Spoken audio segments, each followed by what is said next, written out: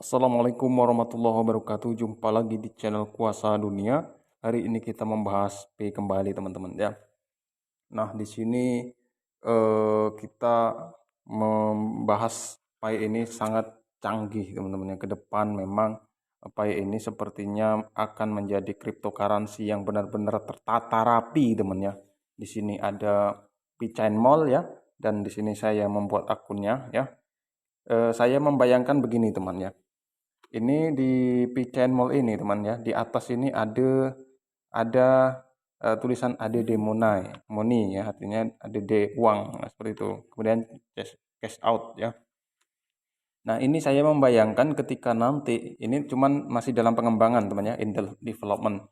Ketika nanti di Pichen Mall ini sudah banyak sekali ya, jutaan orang berdagang di sini teman-teman ya, saya membayangkan ini pasti akan sangat keren teman-teman, dan nilai Pi sudah sepantasnya akan sangat tinggi teman ya. Mengapa demikian?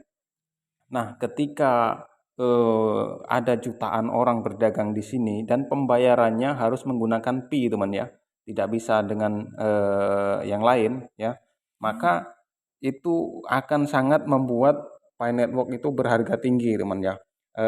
Rumusnya nanti seperti ini. Ketika maka diharapkan seluruh pioner-pioner nanti ya, baik di luar negeri maupun dimanapun, ketika Pichen Mall ini sudah dibuka resmi ya, maka berdaganglah di sini ya.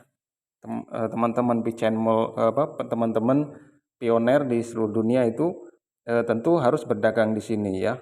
Baik itu apapun barangnya, ketika di Pichen Mall ini bermacam-macam barang ada ya, volume perdagangan tinggi, mencari apapun bisa ya di sini ya, maka roda perdagangan di Pichen Mall akan hidup teman-teman ya, dan akan sangat menjadi perhatian.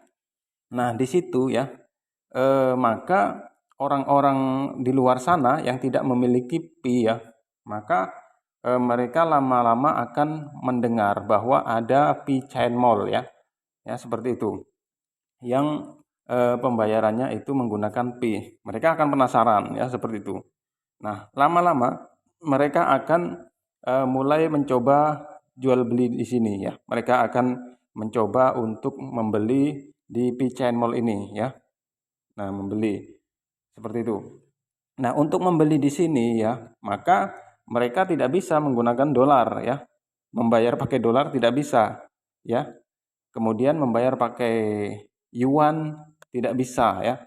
Maka mereka mau tidak mau ya, ketika ingin ikut terlibat dalam perdagangan di sini ya, mungkin nanti akan ada lahir orang yang jual beli juga di sini, masuk yang daftar. Saat ini mereka bukan pioner ya, mereka tidak memiliki Pi. Nanti ketika Pi Network ini sudah berfungsi perdagangannya, akan banyak member-member baru yang tidak memiliki Pi untuk ikut berdagang di sini teman-teman ya.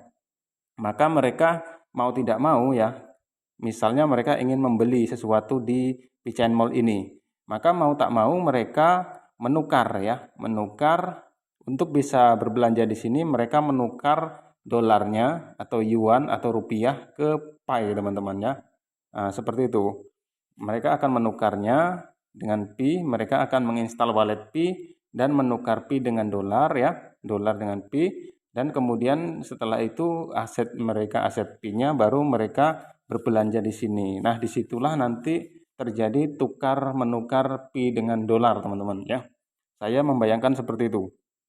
Dan disitulah nanti akan diperlukannya exchange ya, exchange pertukaran. Nah, jadi cryptocurrency dalam hal ini ya, itu inilah bedanya revolusi yang ada pada Pi Network ini teman-teman ya, berbeda dengan kripto-kripto yang lain ya.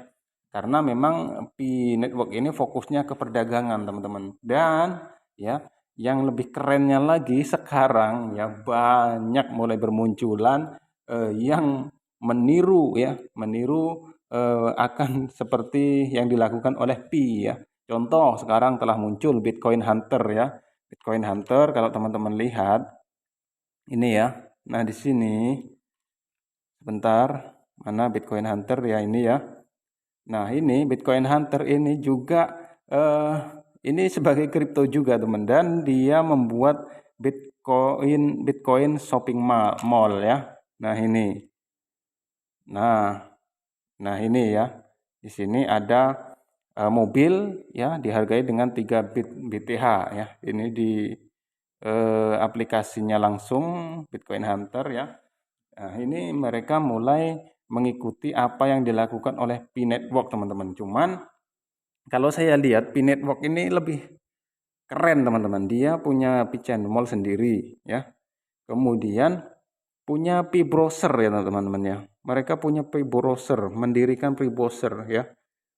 Bayangkan bagaimana seorang Nicholas Kokkalis ini membuat P-Browser, teman-teman ya.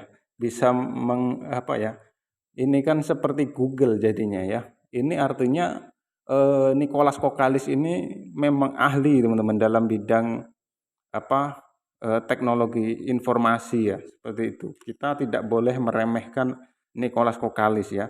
Beliau mendirikan P-Browser, kemudian merancang ini yang sedang dirancang ya, dalam pengembangan masih in development.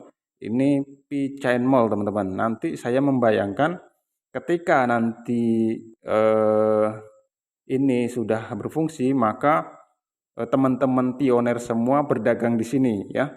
Nah, seperti itu. Pertama ya, pasti ketika teman-teman ingin menjual barangnya ya, dibayar dengan Pi agak canggung ya. Mungkin yang dijual yang kecil-kecil dulu ya. Misalnya oke lah, harga Pi itu ditetapkan $1.000 ya. Maka nanti kita yang kita lepaskan mungkin barang-barang biasa dulu, seperti kita misalnya jualan sapu lidi ya, dengan harga 0,00000001 misalnya. Nah, seperti itu.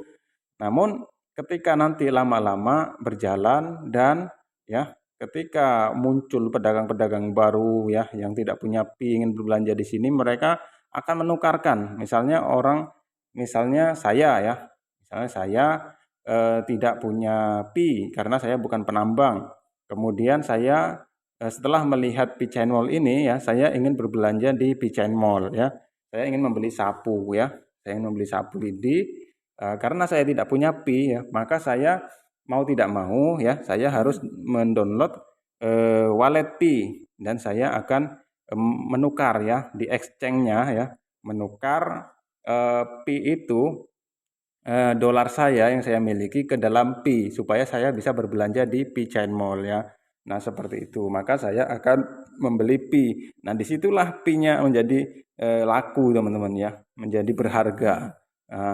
Jadi yang dilakukan oleh Nicholas Kokkalis ini sudah sangat keren, teman ya. Ibaratnya kita berpikir baru sampai angka 2, Nicholas Kokkalis sudah memikirkan sampai ke angka 100, teman ya. Nah, seperti itu. Tapi hal seperti itu kalau diberikan kepada orang yang ini ya, itu akan berkata halu ya. Karena bukannya kita halu, tapi dianya yang nggak nyampe pikirannya, teman. Seperti itu ya. Dianya yang nggak nyampe pikirannya. Apa yang akan terjadi ke depan itu nggak nyampe dia. Nah, dari videonya Bosman Mardigu sendiri ya, dia yang membahas tentang Bitcoin itu, yang mengkaitkan antara Putin dengan Bitcoin ya.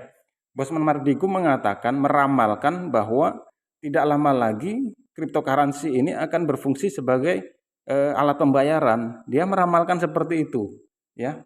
Seorang Bosman Mardigu meramalkan seperti itu, pasti dia punya dasar. Dia bisa membaca apa yang akan terjadi ya. Kemudian gerakan-gerakan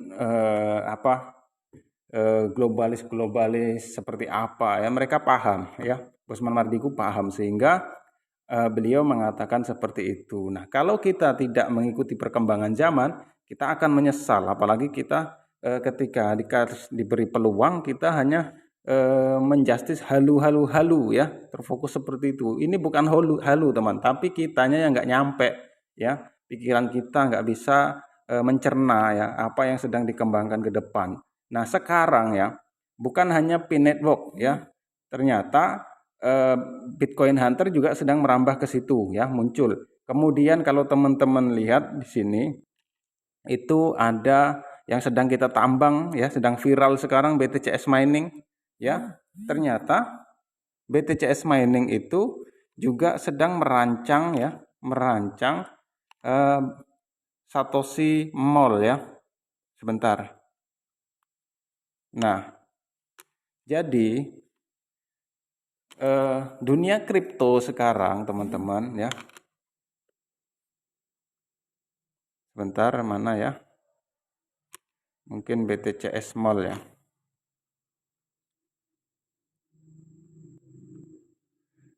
Jadi dunia sekarang teman-teman itu nah ini ya. Nah, kalau kita artikan